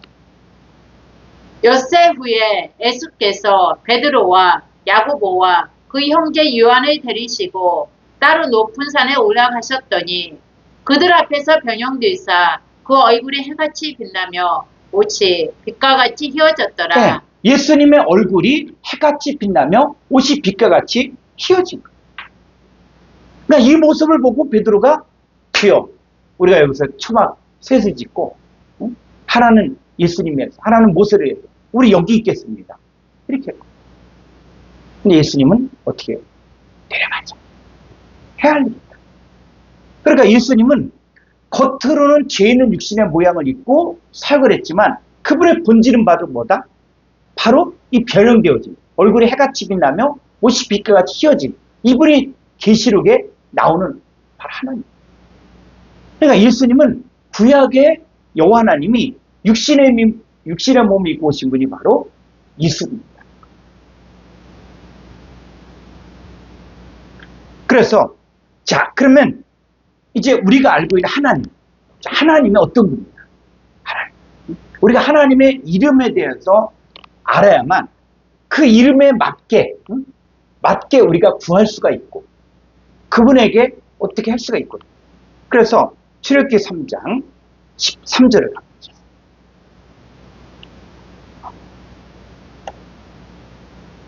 모세가 하나님께 아뢰되 내가 이스라엘 자손에게 가서 이르기를 너희의 조상의 하나님이 나를 너희에게 보내셨다 하며 그들이 내게 묻기를 그의 이름이 무엇이냐 하리니 내가 무엇이라고 그들에게 말하리이까. 14절. 하나님이 모세에게 이르시되 나는 스스로 있는 자이니라. 또 이르시되 너는 이스라엘 자손에게 이같이 이르기를 스스로 있는 자가 나를 너희에게 보내셨다 하라. 하나님이 또 모세에게 이르시되 너는 이스라엘 자손에게 이같이 이르기를 너희 조상의 하나님 여호와 곧 아브라함의 하나님, 이삭의 하나님, 야곱의 하나님께서 나를 너희에게 보내셨다 하라. 이는 나의 영원한 이름이요 대대로 기억할 나의 칭호니라. 네, 그래서 하나님의 이름, 하나님의 이름, 하나님의 이름이 자 모세에게는 뭐로 계시합니까? 스스로 있는 자. 스스로 있는 자. 그게 I am I. 나는 나다. 그랬을 때 이 아브라함의 하나님, 이삭의 하나님, 야곱의 하나님이 누구라고요? 너희 조상의 하나님 여호와라. 그런데 그 여호와, 그래서 이 십계명에서도 하나님의 이름을 망령되이 일컫지 말라 그랬잖아요. 그래서 히브리인들은 그 여호와란 말을 이 발음을 못하게 돼요. 그 뭐로 발음하냐? 아도나이로 발음. 그러다 보니까는 이 이름이 이게 아는데 시대가 지나다 보니까는 이게 발음을 여호와로 해야 될지 야훼로 해야 될지 이게 정확히 모르는 거예요. 왜? 볼 때마다 어떻게 읽었기 때문에 아도나이 읽어요. 그러니까 여호와만 나오면 아도나이 이렇게 읽어요. 그런데 이 아브라함의 하나님, 이삭의 하나님, 야곱의 하나님이 과연 여호와 하나님입니다. 여호와 하나님. 우리가 이거를 자 출애굽기 6장 1절부터 볼까요? 여호와께서 모세에게 이르시되 이제 내가 바로에게 하는 일을 내가 보리라. 강한 손으로 말미암아 바로가 그들을 보내리라. 강한 손으로 말미암아 바로가 그들을 그의 땅에서 쫓아내리라. 하나님 모세에게 말씀하여 이르시되 나는 여호와이니라. 내가 아브라함과 이삭과 야곱에게 전능의 하나님으로 나타났으나 나의 이름은 여호와로는 그들에게 알리지 아니하였고. 예, 잘 보십시오. 출애굽기 6장을 보니까 아브라함과 이삭과 야곱에게는 뭐로 나타났다? 전능의 하나님으로만 나타났다. 전능의 하나님. 그러니까는 이 성경을 여러분들이 한번 보시다 보면은 이 여호와 하나님으로 써있거든요. 왜 그러냐면 이 창세기가 누가 기록했습니까? 창세기. 모세가 기록했어요. 창세기, 출애굽기, 레위기, 민수기, 신명기. 모세 오경. 모세가 기록했어요. 근데 하나님께서는 아브라함과 이삭과 야곱에게는 뭐로만 나타난 거예요? 전능의 하나님으로만 나타난 거예요. 그리고 이제 모세에게는 출애굽을 할 때는 바로 뭐로 나타났다? 바로 여호와로 나타났다. 자, 그러면 전능의 하나님으로 나타났다 그러는데 그러면 전능의 하나님은 어떤 하나님? 우리가 기도할 때 전능하신 하나님, 전능하신. 그럼 전능하신 하나님 하면 여러분들은 어떤 하나님 생각합니까? 전능, 전지전능하다? 그겁니까? 능력이 많다? 이겁니까? 자, 전능의 하나님. 이제는 한글 개념으로 우리가 성경을 이해하지 말고 히브리적인 개념. 성경의 개념으로 바꿔요. 자, 전능의 하나님 뭐냐? 우리 찾아보죠. 출애굽기 6장 3절 히브리어를 보죠.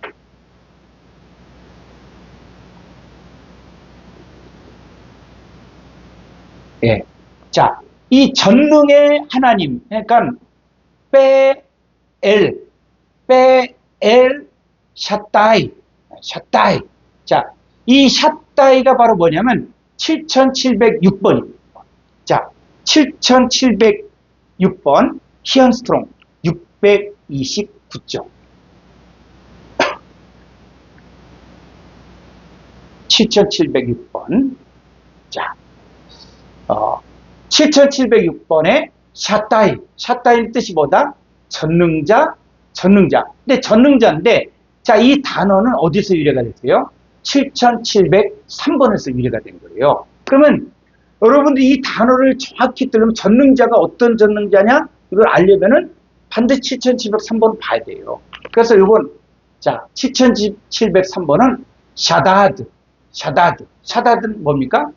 굵고 튼튼하게 하다. 또 뭐요? 강력한, 공략할 수 없는, 파괴하다, 또 압박하다, 또 철저히 황폐하게 하다. 약탈자, 이런 뜻이에요. 약탈자. 그러니까는 아브라함에게, 이삭에게, 야곱에게는 어떤 하나님으로 계시했습니까? 전능의 하나님. 근데 전능의 하나님은 어떤 분이요? 약탈하신 분. 공략할 수 없는, 굵고 튼튼하게 하고, 또 파괴하고, 철저히 황폐하게 하고. 자, 이 창세기 12장에 보면 아브라함이 애굽으로 내려갈 때 인간적인 생각을 하게 되죠. 그래서 사라에게, 야, 가서 애굽에 내려가서 만약에 너와 내가 부부다. 그러면은 나는 죽이고 너는 잡아갈 것이다. 그러니까는 우리 애굽에 내려갈 때는 이제 너는 내 누이니까 우리는 남매다. 남매로 말을 해라. 자, 이렇게 얘기하고 애굽에 내려가요. 아니나 다를까 이 사라가 또 미모가 출중하니까 바로의 궁에서 금방 알고 이 사라를 갖다가 바로의 궁으로 데려가요. 근데 이 아브라함은 자기 부인을 갖다 데려간다 그러면 쥐어쥐어 뭐 밤을 새우면서 기도한다든지 이게 있어야 될 거 아니에요. 그런데 그런 얘기예요. 자, 이 아브라함에게는 어떤 하나님으로 계시됐다? 전능의 하나님. 그 전능의 하나님 뭐라고요? 약탈케 하고 황폐케 하고 그리고 또 어떤 분이요? 아주 강력한 분이고 공략할 수 없는.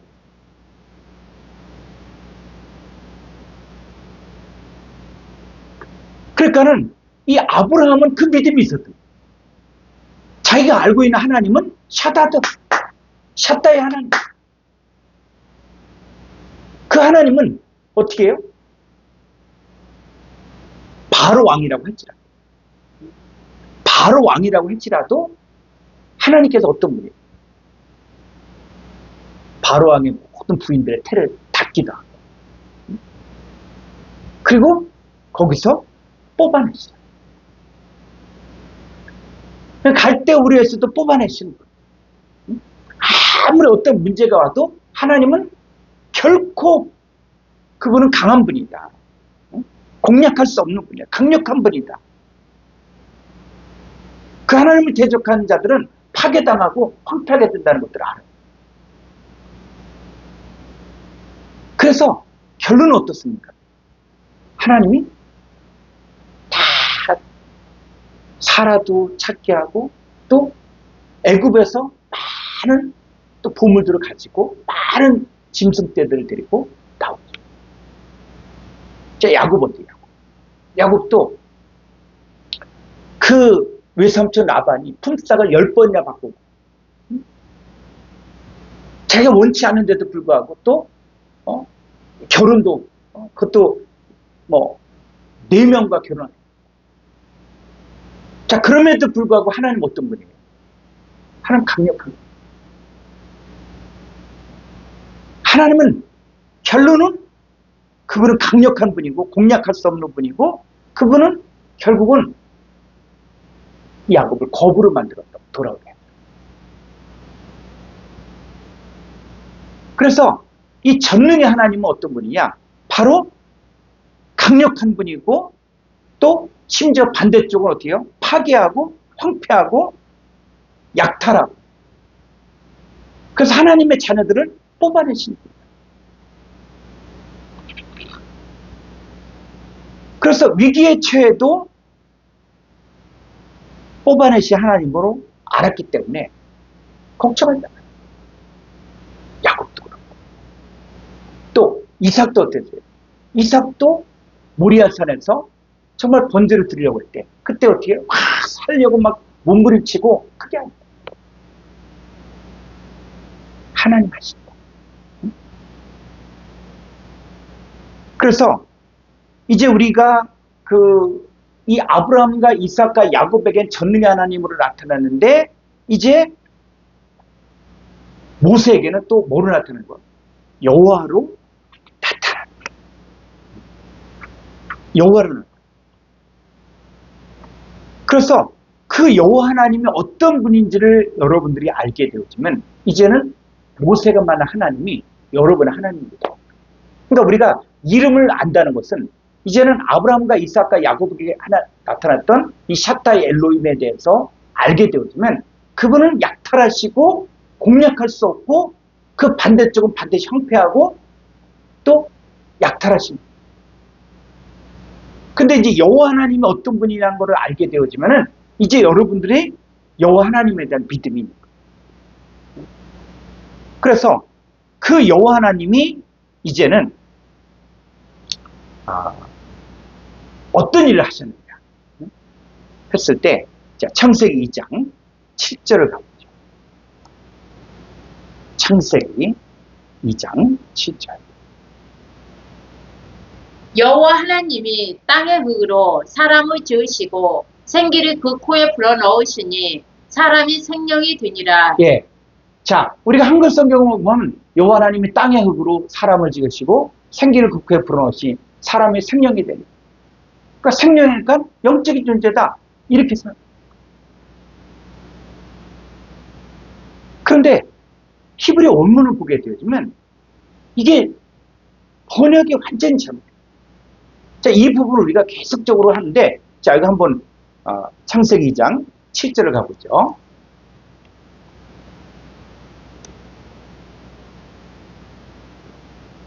자,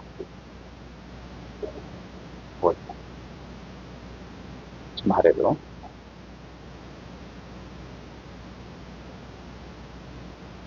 예. 자, 이게 보니까는 이 엘로힘 하나님, 여호와 하나님이 사람을 짓는데 뭐로? 요 부분이 번역이 빠진 거예요. 그래서 아파르 민 하 아다마.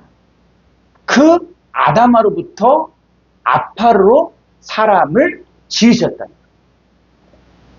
나중에 이 부분은 또 중점적으로 우리가 다르게 되거든요. 자, 그리고 그 코에 생기를 불어넣는데 그 생기를 갖다가 루아흐, 영으로 생각할 수가 있는데 히브리어에서는 그게 아니라 생기가 바로 네샤마예요.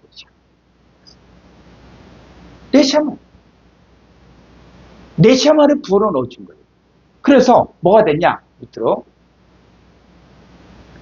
이 생명이라 그러는데 이 생명이 뭐다?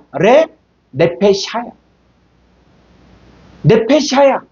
하야는 뭐냐? 살아있는 네페시는 뭐냐면 목숨이에요. 살아있는 목숨 같은 존재.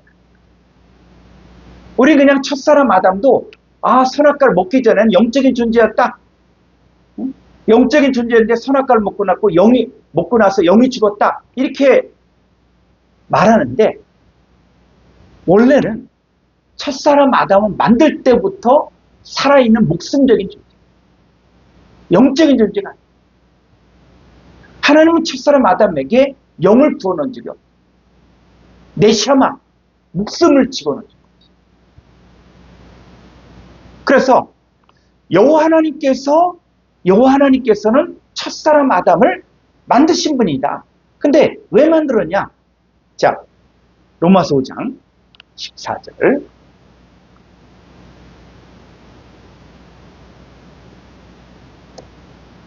그러나 아담으로부터 모세까지 아담의 범죄와 같은 죄를 짓지 아니한 자들까지도 사망의 왕노릇하였나니 아담은 오실자의 모형이라. 예, 이 첫사람 아담은 오실자에 대한 모형이라고요. 이 모형이라는 게 헬라어로 티포스인데 이게 동상.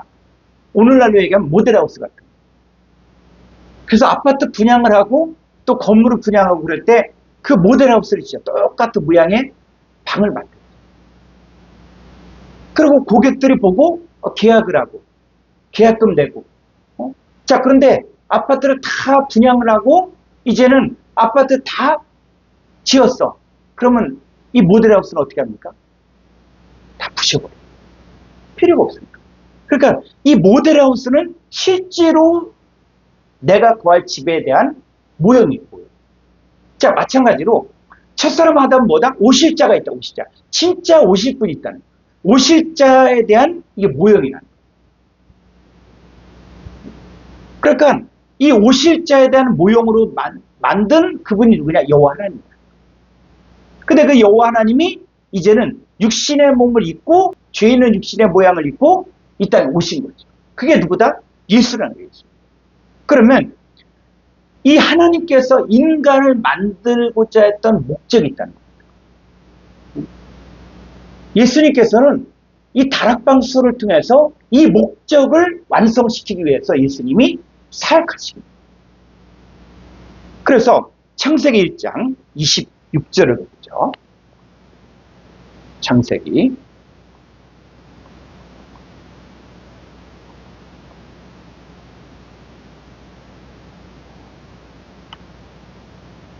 1장 26절. 하나님이 이르시되 우리의 형상을 따라 우리의 모양대로 우리가 사람을 만들고 그들로 바다의 물고기와 하늘의 새와 가축과 온 땅과 땅에 기는 모든 것을 다스리게 하자 하시고. 네, 이건 하나님의 계획이에요. 계획. 하나님의 계획. 이 하나님의 계획은 뭐냐면 우리의 형상을 따라 우리의 모양, 이 젤렘과 때무트를 통해서 사람을 만들었을 때 이 사람이 바다의 물고기와 하늘의 새와 가축과 온 땅과 땅기는 모든 걸 다스리는 자가 될 수 있는 거예요. 그런데 하나님의 원래 계획은 하나님의 형상과 모양으로 만드는 것인데 그 다음에 하나님을 이제 뭐로 만들었냐? 27절. 하나님이 자기 형상 곧 하나님의 형상대로 사람을 창조하시되 남자와 여자를 창조하시고. 예. 그런데 하나님께서 뭐로 만들었다? 형상으로 만들었다. 형상은 겉모습이에요. 그러면 뭐가 빠졌다는 것이에요? 하나님의 모양이 빠졌다는 거예요. 그래서 하나님은 하나님의 형상과 모양으로 사람을 만들기를 원하셨는데 사람은 뭐로? 하나님의 형상으로 만들어요. 그래서 겉은 하나님의 형상이지만 속은 하나님의 모양이 아닌 죄 있는 열등한 것으로 만든 것이 바로 첫사람 아담. 그래서 첫사람 아담이라고 해서 이 첫사람 아담 가운데 또 누가 있다? 하나님께로부터 난 하나님의 자녀들이 있다는 거예요. 그러니까 첫사람 아담이 있는데 그 첫사람 아담 속에 또 누가 있다? 하나님께로부터 난 하늘에 속한 자들이 있다는 거예요. 예수님 사역의 목적은 바로 그들을 찾기 위해서 오신 거예요. 그래서 예수님께서 산상수훈한 것처럼 내가 세상에 속하지 않은 것처럼 너희도 세상에 속하지 않았다. 너희가 세상에 속하였으면 세상이 너희를 사랑하지만 너희가 세상에 속하지 아니한 거로 세상에 속하지 않은 나를 미워한 것처럼 너희도 미워한다. 그래서 예수님의 사역의 목적은 바로 뭐냐? 첫사람 아담에게 속한 삶을 살고 있는 누구? 하나님의 아들. 하늘에 속한 자. 그런데 이 하늘에 속한 자들이 너무 오랫동안 첫사람 아담 속에 살았기 때문에 이 생각과 마음이 찌들어 있어요. 마음이 부패해져 있어. 그래서 이것을 처리하는 과정이 필요한 거예요.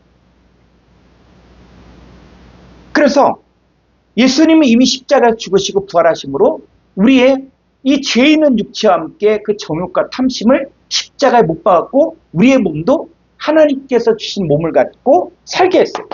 이제 중요한 것은 뭐냐면 마음을 정결케 하는 거예요. 그래서 예수님께서 이 다락방순을 시작하면서 바로 발을 씻겨주고 손과 발을 씻어주죠.